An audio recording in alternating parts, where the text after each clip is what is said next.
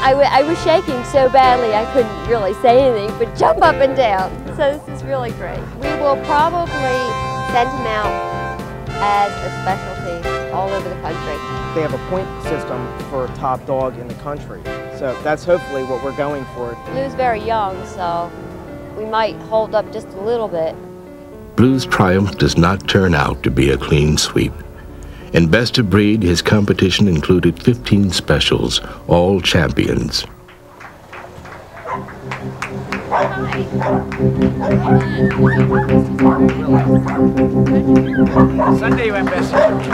For champion Chidley Willem, the Conqueror, however, it is almost a foregone conclusion that he will represent Norwich Terriers in the group ring.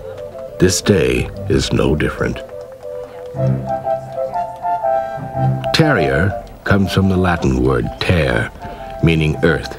They are fighters bred to rout and kill vermin and earth-burrowing creatures like badgers and woodchucks. 26 breeds of all sizes fall into this broad category, and while Willem, compared to an Airedale, is a small fellow, he's been winning big. Expectations are correspondingly high for him at the group.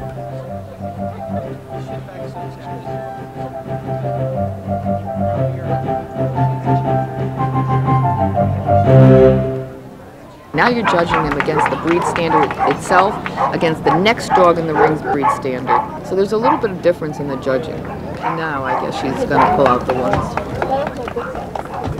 Oh my. In an astonishing upset, the group is won by the Kerry Blue. It's the first time in 18 months that he hasn't placed in the terrier group, and he's only lost maybe 7 or 8 terrier groups this year.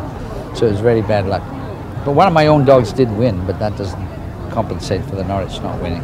In the group, the Kerry Blue is handled by Peter's son, Andrew. That's a heck of a Kerry Blue that won. Maybe we'll have a shot with that.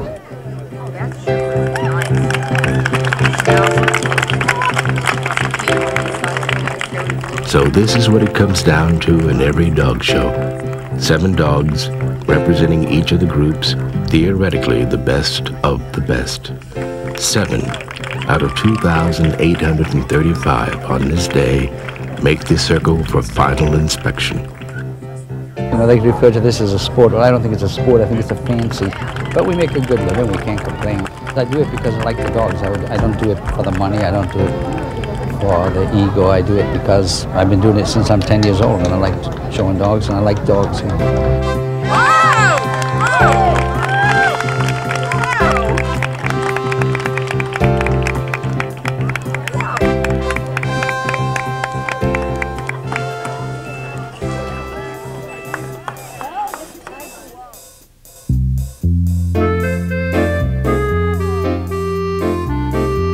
The tail's gonna fall off.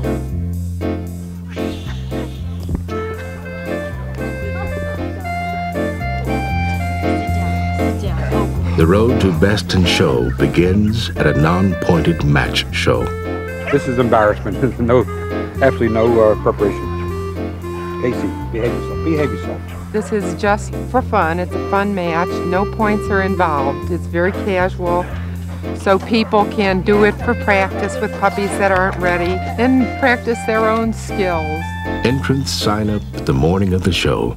The fee is usually just $5 or $6. This is a specialty match. Only Labrador Retrievers are in this particular show. Other match shows can be all breeds. We have a little puppy here that's 10 weeks old, and we'd like to go and get him interested in the show ring.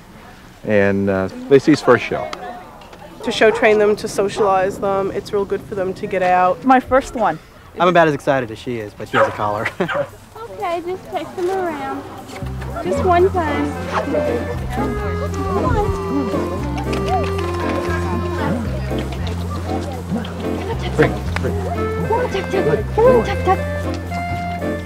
And if they're going to make a mistake, they can make it here. Go 1, 2, 3. Dog shows like anything else, it's one person's opinion. You know, on this day, that judge liked this puppy. We could have the same entry 10 minutes from now under another judge, and they might pick, you know, another puppy. Fantastic. Fantastic. Just like show my Corvette. He's on his way. Joanne Stahl learned show ring basics by attending handling classes. We go once a week, but I practice with them every single day. And the class is an hour long. This is all new to me, so. Good, you're a winner. I'm just taking one step at a time. Okay, come on, Cruiser. It's welcome for anybody as long as they have a dog, or they can come as a spectator if they want. If you want to handle your own dogs, it's good to go to a show training confirmation class and learn how to do it. We offer these classes so that when you go to a dog show and go in the ring, you'll be doing the same things that we're trying to teach you. Make a small triangle, go across, down, and come back up.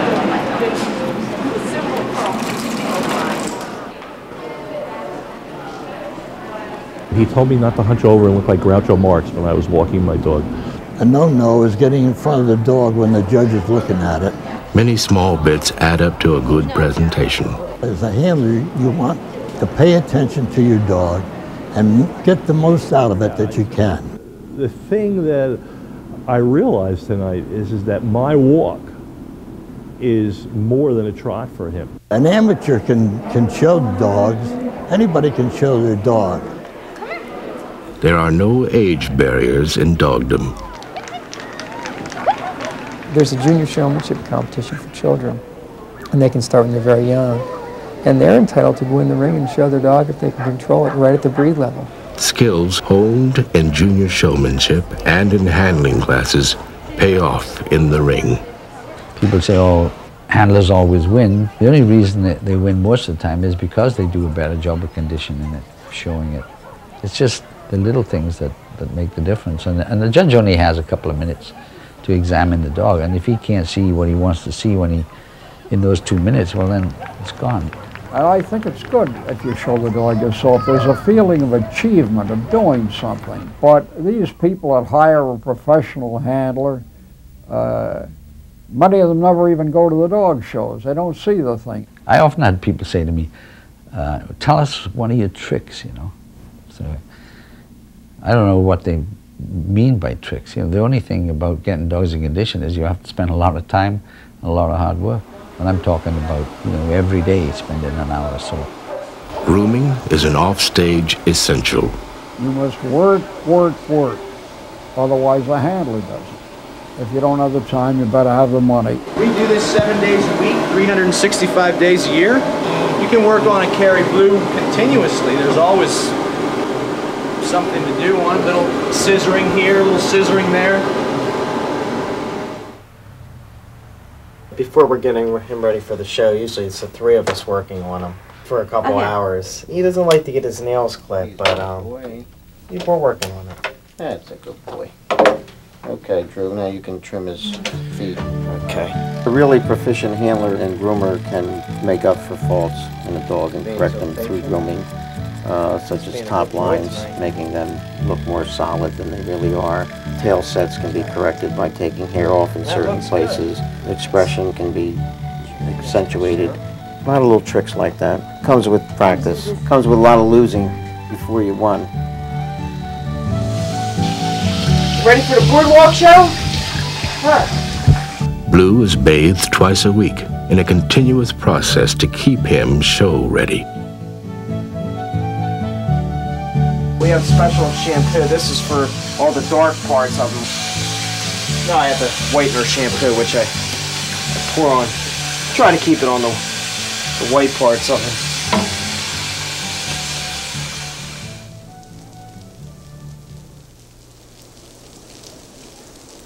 The best conformation, presentation, and artful grooming still don't add up to a win without one crucial ingredient: the right attitude.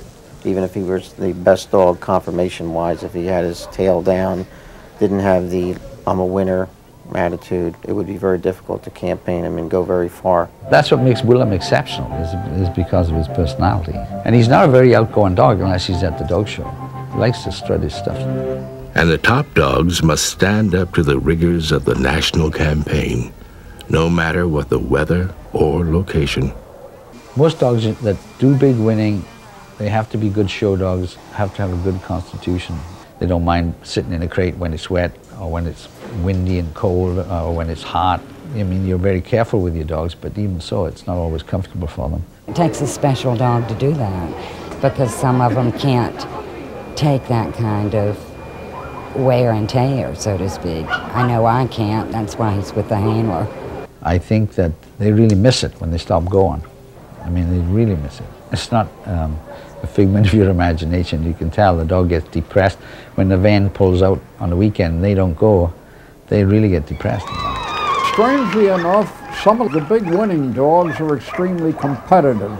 No matter how competitive the canine, it pales beside its human counterpart.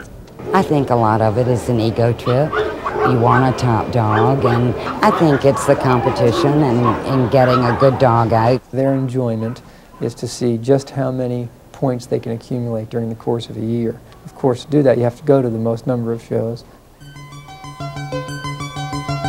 The bottom line is that if you're going to campaign a top dog, you need mega bucks behind you. Either you have to have it yourself, or you have to find a backer for that particular dog.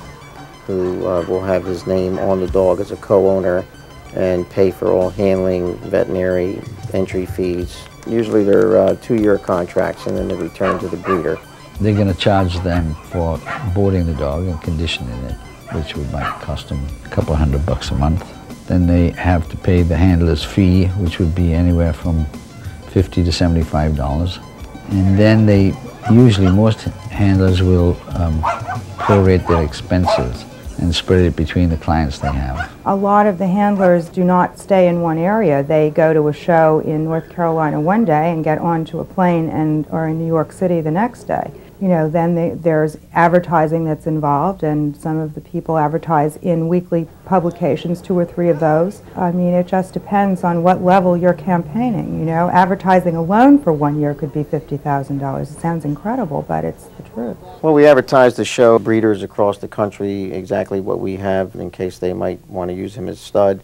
We also want the judges to know what kind of winning blue has won. And it's for judges and other exhibitors and handlers, everybody. I mean, we all look through the magazines to see who's winning and who isn't winning. Dog News is a weekly newspaper that comes out every Friday, 50 weeks a year. They go to breeders, exhibitors, and they're sent to judges. We do 75% advertising to 25% editorial.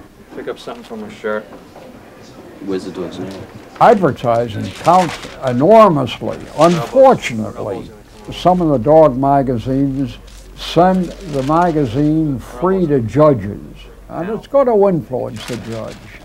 To do a regular one-page ad is $160, and some people advertise them on a weekly basis. Some people advertise them if they have a very big win and something they're terribly proud of, or right before a big dog show like Westminster, and they want the judges to know that this dog has been campaigned and has been out and has been winning. I don't consider it quite lobbying, because it's not a direct lobbying. These judges get a stack of publications every month that would make you or I cringe. I leaf through them. I don't dwell upon any of them, and maybe subconsciously it has an effect on me, but I try to blot it out of my mind when I'm judging, and I don't think it affects me that severely, let's say. I'm sure there's other lobbying that goes on. It's not really discussed. Some people, you know, might call them and talk to them, the people they know. And I've been in this sport 20 years, and of course I worked for another handler who is now a judge. Whether you're showing to them or not, you might get together for a drink or go to dinner or something. But again, I don't find anything wrong with that. I feel, you know, it's human nature. We all want to win. We're not going to let today get us down in the dumps. You know, it's a little disappointing to lose, but yeah, we had a good time at it, and it was fun. We'll get them next time.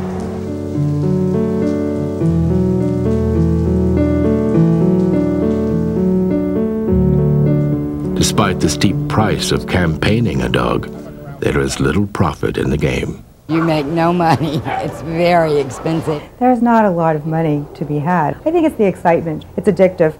There's very little prize money offered at the dog shows in America. There are trophies involved, but very few are worth a whole lot of money. But it's coming, and we have to be very, very careful when it comes, because obviously when there's money involved, I mean, we just looked at that ice skating incident. People do strange things.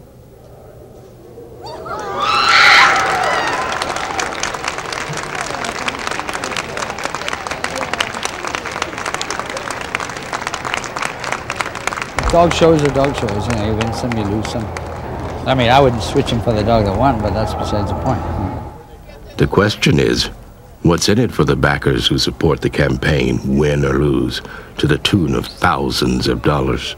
They put their money down on a dog they know is going to do some big-time winning. And someone who has a lot of money that can afford that would like to have their name on something like an advertisement in a magazine. They have money to burn. They enjoy sitting back and watching their dog win, and it's an ego thing. It really, truly is. But I think that a lot of the backers are truly into the sport and truly love dogs, so I don't think there's anything wrong with it. I really don't.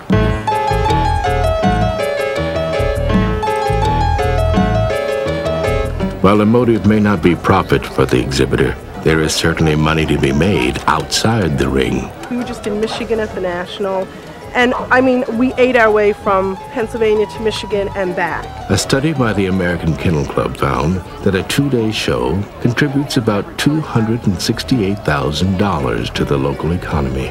Money is spent on motels, gas, food, and dog supplies. Before ever setting foot in a match show ring, entrants spend on grooming equipment, exercise pens, leashes, crates, publications, and almost anything else related to the fancy. One of the great misconceptions about dog shows is that it's nothing but a beauty contest. Nothing could be further from the truth. The judges are schooled in anatomy, the standards of each breed. The American Kennel Club then has the judges take tests based on that standard. So before they get approved to judge that breed, they know that breed inside out.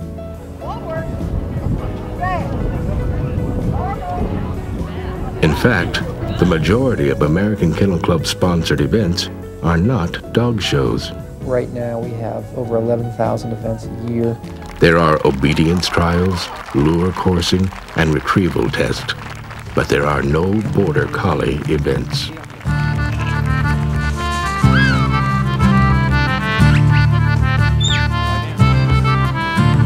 The dogs are not registered with the AKC because we've been working diligently to prevent that from happening. Our objection to the AKC is that they have taken dogs that were bred for one purpose and turned them into conformation dogs. It's not that we're against conformation, it's just that we're against a certain look. That'll do.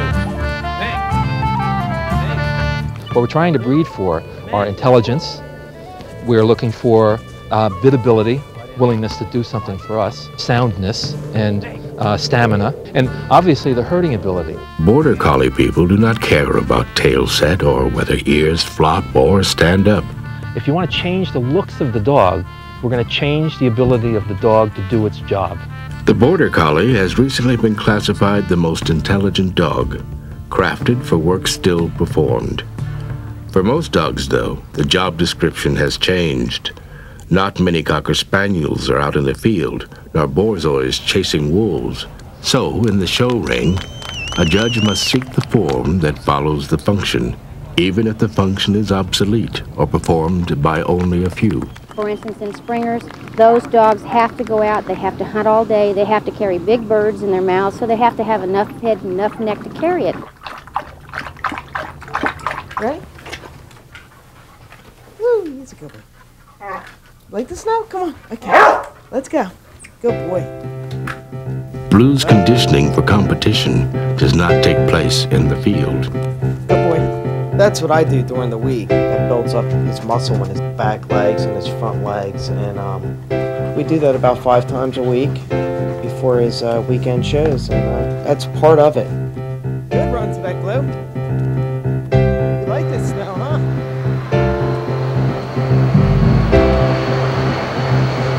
For the contenders, the road that began at a match leads to the culminating event of the dog show year, the Westminster Kennel Club's all-breed show held in Madison Square Garden in New York City. Well, it's the most prestigious show in the world, especially in this country, and winning this show is, say, like winning the Masters golf tournament, something like that. Michael Kemp is, like Peter Green, a well-known professional handler. He's been coming to the Garden for the last 20 years and won Best in Show there in 1992. Coming to Westminster is difficult at best. Being at the show, being in the city is wonderful. The toughest part about it is getting in and out of town. It's hard on the dogs and it's hard on the people. We have to be at the Garden usually in the morning by 5:30 just to get our dogs exercised. Altogether we have about 18 dogs, I think. The crowning point of any dog's career would be if he could win at Westminster. The only way you make predictions is by following these dogs' careers and knowing the judges that have been favorable to them and not favorable to them. Now this year's Westminster, there were two dogs that really stand out. One is a German Shepherd bitch that won 116 Best in Shows last year. That dog's name is Altana's Mystique. And Chidley Willem the Conqueror.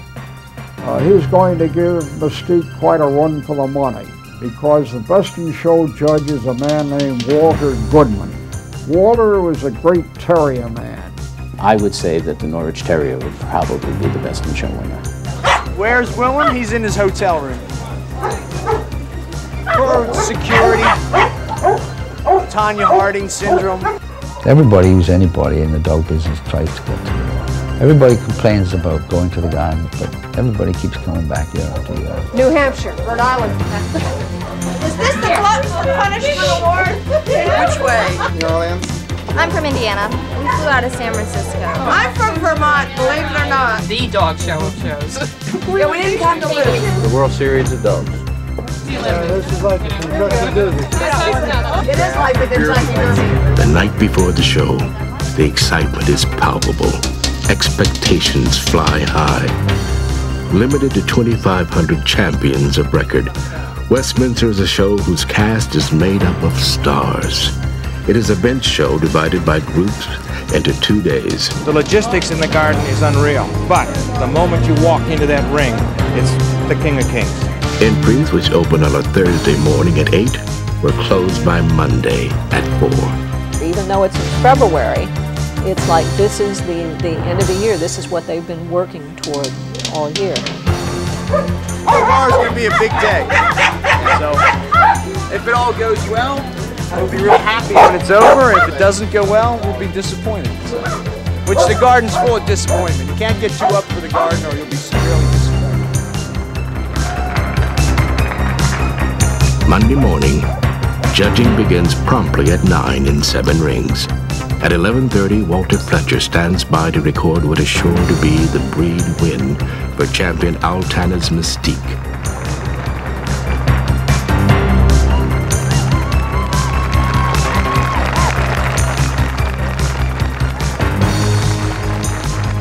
Mystique does not disappoint. She will go on to represent her breed in the herding group tonight. She is on her way. We all hope to attain the top spot on Tuesday night, but there's a lot of good dogs here, and it boils down to one man's opinion. 1 ring away, and half an hour later, Willem begins his ascent toward the group. He, too, does not disappoint. Standing at ringside is Ruth Cooper, one of Willem's absentee backers. As the best Norwich, he will go on to vie for the best terrier. He has a good shot. All kinds of things can go wrong. It's like people say at Westminster, you never know what's going to go wrong. While the protagonists assemble on stage, action in the wings is fast and furious. We're going crazy, we're eating Tums, and we're managing. By 8 p.m., there is a hushed anticipation. On the first day of the show, terriers, working, herding, and non-sporting dogs like bulldogs are judged. By evening's end, only 4 will remain.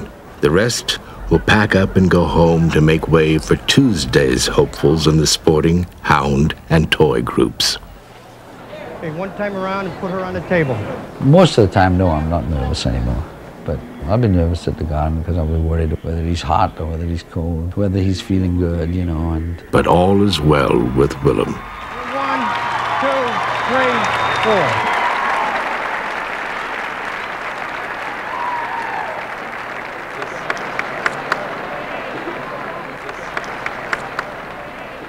And then it is Mystique's moment in the lights.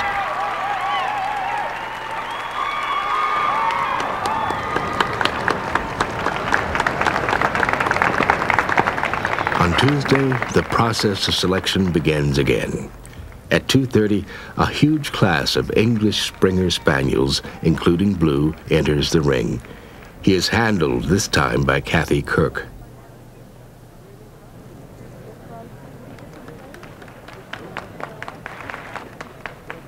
But Blue does not make the cut.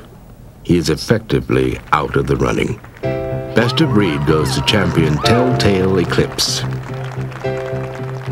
I think Blue's in store for a great career. He's a young dog. He's not even 2. He should be here next year full tilt. At 3 p.m., Joy Morrow Bear enters the ring with her bitch, Pretty Woman. The class is so large it must be divided. But she goes on to win an award of merit.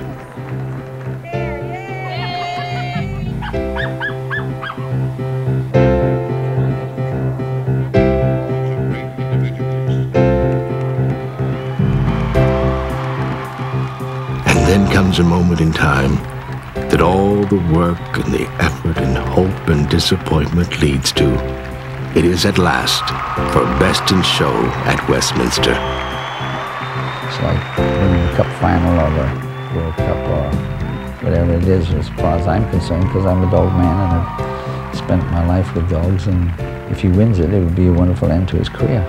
There's just room for everybody, and I think that's the nicest thing about purebred dogs, is that there is room for everybody. If you want to meet new friends, just show a dog. It's just one of the greatest secrets in America. Would I do this again? Show dogs? Absolutely. Absolutely. I love it more than anything. I love the dogs.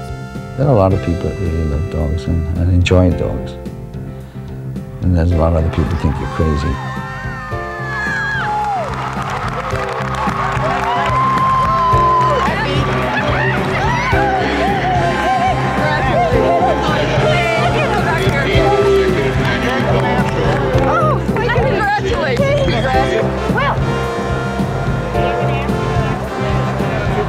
The 2,500 dogs is where we started with champion, purebred dogs, and here is the champion right here, Willem. Congratulations to all of you. I hope you enjoyed it. I really did. Willem the Conqueror. That's his name. Don't get too excited. You better cheer down. Good night, everybody.